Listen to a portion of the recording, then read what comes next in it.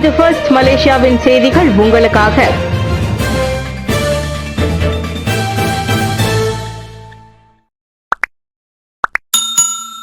சபா ஆளுநர் உடனான சந்திப்பில் சட்டமன்றத்தை கலைப்பது குறித்து கலந்துரையாடப்படவில்லை. சபா மாநில ஆளுநர் துன் மூசா அமான் உடனான சந்திப்பில் அம்மாநில சட்டமன்றத்தை கலைப்பது குறித்து கலந்துரையாடப்படவில்லை என்று பிரதமர் ஸ்ரீ அன்வார் இப்ராஹிம் தெரிவித்தார்.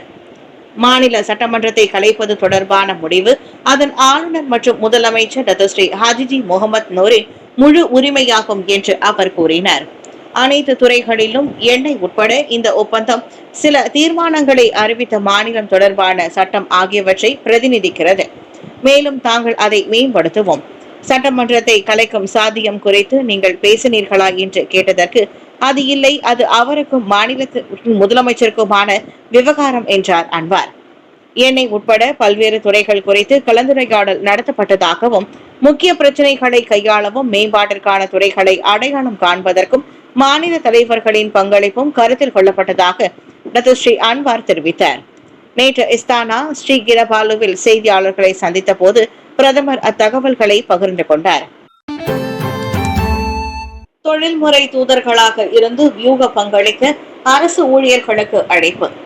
ஆசியான் வட்டாரத்தில் மலேசியாவின் பொது சேவை ஊழியர்கள் நாட்டின் தொழில்முறை மற்றும் சிறப்பு தூதர்களாக இருந்து வியூக பங்கை வகிக்க வேண்டும். இந்த ஆண்டு ஆசியான் தலைவராக பொறுப்பேற்றிருக்கும் மலேசியா கடமையை நிறைவேற்றுவதில் நாட்டின் பொது சேவை ஊழியர்களின் ஆற்றலையும் உயர் அர்ப்பணிப்பையும் வெளிப்படுத்தும் என்று அரசாங்க தலைமை செயலாளர் தான் ஸ்ரீ ஷம்சுல் அஸ்ரி அபுபக்கர் தெரிவித்தார். திறமையான நிர்வாகம், ஆக்கப்பூர்வமான தகவல் தொடர்பு மற்றும் மடானியின் மதிப்புகளை பிரதிபலிக்கும் பொது சேவைகளை வழங்குவதன் வழி நாட்டின் கண்ணியத்தை உயர்த்த நாம் இணைந்து செயல்படுவோம் என்றார் அவர். ஞாயிற்றுக்கிழமை சபா தவாவில் நடைபெற்ற மடானி மக்கள் நிகழ்ச்சியில் உரையாற்றும் போது அவர் அவ்வாறு தெரிவித்தார். நிலையான கொள்கைகளை வகுப்பதிலும் வர்த்தக உறவுகளை மேம்படுத்துவதிலும் நாட்டின் பொருளாதாரத்தை பன்முகப்படுத்துவதற்கான முயற்சிகளை விரைவுபடுத்துவதிலும் பொது சேவைத்துறை ஊழியர்கள் ஆக்கப்பூர்வமாக செயல்பட வேண்டும் என்று அவர் நினைவுறுத்தினார். முன்னதாக பிரதமர் டாக்டர் ஸ்ரீ அன்வார் இப்ராஹிம் சபா இஸ்தானா ஸ்ரீ கினபாலுவில் சபா மாநில ஆளுநர் துன் மூசா அமானை மரியாதை நிமித்தமாக சந்தித்தார். முன்னாள் ஆளும் அவாமி லீக் கட்சியின் அனைத்து நடவடிக்கைகளுக்கும் தடை. கடந்த ஆண்டு மக்கள் போராட்டத்திற்கு பின்னர் பதவி நீக்கம் செய்யப்பட்ட முன்னாள் பிரதமர் ஷேக் ஹசீனா தலைமையிலான முன்னாள் ஆளும் அவாமி லீக் கட்சியின் அனைத்து நடவடிக்கைகளையும் வங்காளதேச இடைக்கால அரசாங்கம் சனிக்கிழமை தடை செய்தது. அமைதிக்கான நோபல் பரிசு பெற்ற முகமது யூனுஸ் தலைமையிலான இடைக்கால அமைச்சரவை நாட்டின் பயங்கரவாத எதிர்ப்பு சட்டத்தின் கீழ் இணையத்திலும் பிற இடங்களிலும் அக்கட்சியின் நடவடிக்கைகளை தடை செய்ய முடிவு செய்ததாக நாட்டின் சட்ட விவகார ஆலோசகர் ஆசிப் நஸ்ருல் தெரிவித்தார். கடந்த ஆண்டு ஜூலை மற்றும் ஆகஸ்ட் மாதங்களில் அரசாங்க எதிர்ப்பு கிளர்ச்சியின் போது நூற்றுக்கணக்கான மாணவர்கள் மற்றும் பிற போராட்டக்காரர்கள் இறந்தது தொடர்பாக கட்சி மற்றும் அதன் தலைவர்கள் மீதான விசாரணையை சிறப்பு நீதிமன்றம் முடிக்கும் வரை இந்த தடை அமலில் இருக்கும். இந்த முடிவு தேசிய பாதுகாப்பு மற்றும் இறையாண்மையை உறுதி செய்வதையும் வழக்கு விசாரணையில் ஈடுபட்டுள்ள ஜூலை இயக்கத்தின் ஆர்வலர்கள், வாதிகள் மற்றும் சாட்சிகளை பாதுகாப்பதையும் நோக்கமாக கொண்டுள்ளதாக ஆசிப் நஸ்ருல் கூறினார்.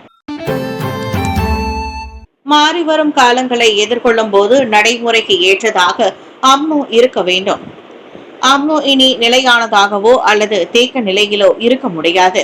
மாறாக அரசியல் நிலப்பரப்பின் இயக்கவியல் மற்றும் அதிகரித்து வரும் சவாலான மாறிவரும் காலங்களை எதிர்கொள்ளும் போது நடைமுறைக்கு ஏற்றதாக இருக்க வேண்டும்.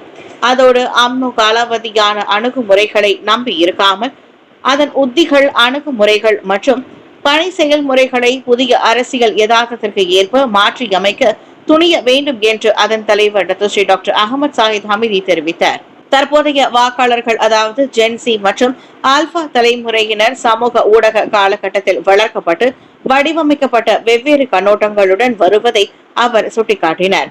நேற்று கோலாலம்பூரில் உலக வாணிப மையத்தில் நடைபெற்ற 79வது அம்னோ தினத்தில் உரையாற்றும் போது அவர் அவ்வாறு குறிப்பிட்டார்.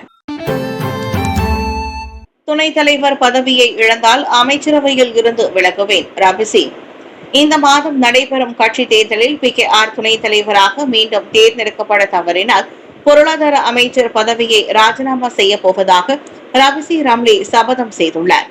அமைச்சரவையில் இனி ஒரு பகுதியாக இல்லாவிட்டால் அது ஒரு நிம்மதியாக இருக்கும் என்று ரபிசி கூறினார்.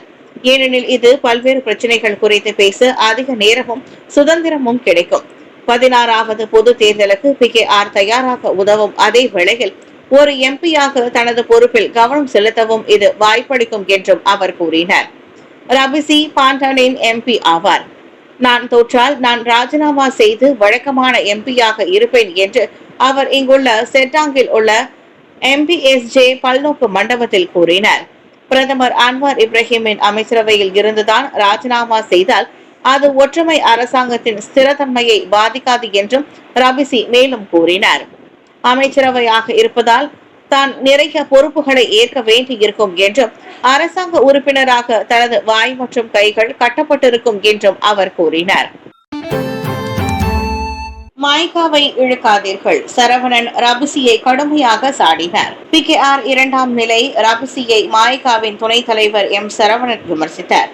அவரின் கருத்து அரசியல் அப்பாவித்தனத்தின் தெளிவான வெளிப்பாடு என்று கூறினார். இது அவரது முட்டாள்தனத்தையும் அரசியல் முதிர்ச்சியின்மையையும் காட்டுகிறது என்று அவர் அளித்த அறிக்கையில் தெரிவித்தார். அன்வாரின் அரசியல் வாழ்க்கை அம்னோவுடன் தொடங்கியது என்பதை ரபிசி அறிந்திருக்க வேண்டும் என்று சரவணன் மேலும் சுட்டிக்காட்டினார். முன்னதாக PKRின் உள் செயல்பாடுகள் குறித்த குழப்பம் மாய்காவுடனான அவரது கடந்த கால அனுபவங்களில் வேரூன்றியதாக கூறி PKR துணைத் தலைவர் ரமணனை சிறுமைப்படுத்த முயற்சித்ததாக செய்தி வெளியிட்டது. நான் அவரை குறை சொல்ல முடியாது. ஒருவேளை அவர் தனது பழைய கட்சி மற்றும் எங்கள் கட்சியின் கலாச்சாரத்தால் குழப்பமடைந்திருக்கலாம் என்று ரபிசி குறிப்பிட்டார். ரமணன் கூறியது போல அடிமட்ட மக்களை கவனித்துக் கொள்வது பண அரசியல். நான் கட்சியை அப்படி நிர்வகிப்பதில்லை. முக்கிய பதவிகளை ஏற்றுக்கொண்ட பிறகு அணுக முடியாதவர்களாக மாறிய சில PKR தலைவர்களை ரமணன் விமர்சித்ததை தொடர்ந்து இந்த கருத்து வந்தது. ரபிசியின் தலைமைத்துவ திறன்களை கேள்வி எழுப்பி பதிலளித்த சரவணன் PKRஐ திறம்பட நிர்வகிக்கவும் அன்வார் மற்றும் சக கட்சி உறுப்பினர்களுடன் ஒத்துழைக்கவும் அவரது திறன் குறித்து சந்தேகங்களை எழுப்பினார். PLKN 3.0 பயிற்சிகளில் பாலின வேறுபாடு இல்லை.